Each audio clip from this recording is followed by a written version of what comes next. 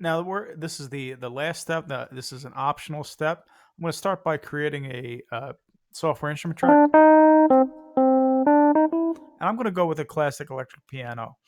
And I'm going to do this. I'm going to take this here and let's make this a 2, 3, 4, 5, 6, 7, 8. That's an 8-bar phrase. All right, that'll work. Um, and I'm just the first thing I'm going to do is just practice.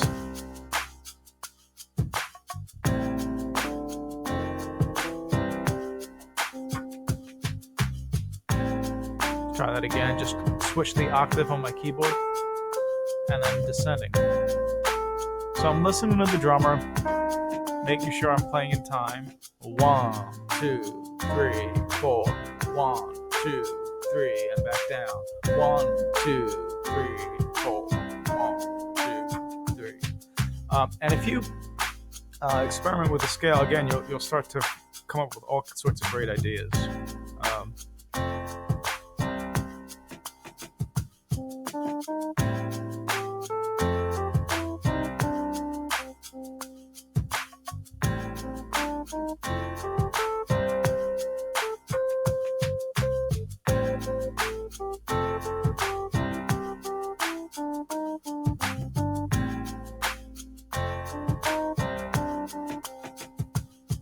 all right. So once you are comfortable doing that, and I was really just going up and down the scale, repeating notes, sometimes maybe not doing the entire scale and just coming back down, and everything sounded great. So this is a real great way to start improvising and creating some of your own melodies. Once you do that a little bit and you're practicing, um, go ahead, hit the record button.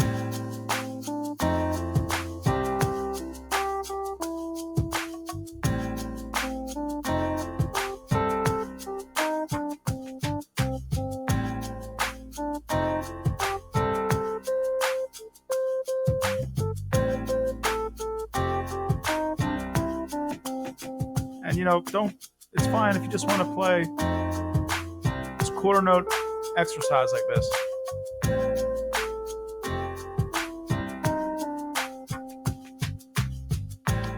And depending on your preferences, every time it goes through the loop, it should create a take.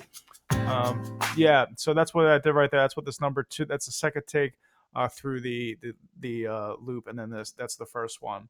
If that's not working for you, you can change in preferences. If you go to the general and cycle on create takes rather than merge. Merge will create it'll layer everything on top of it. But for this kind of application, we want to make sure that we're creating takes. All right, the last thing that we need to do before we share is go to the mix menu and create a fade out. And create a volume fade out on the main output. There we go. And what you'll hear is, let me turn this off and get to the loop or the fade. And this is a great way to come up with an ending that works for many, many, many different applications. And you can see here, this is the volume curve. So if you wanted to move any of these points, or if you want the fade out to work in another way, you could adjust that. Once you're done that, I'd suggest getting rid of that. We also, I forgot to mention, you also want to listen to your mix and make sure you can hear all instruments. But we'll talk about mixing more in a future lesson. So yeah, that's I look forward to hearing your arrangements, and if you have any questions, please let me know.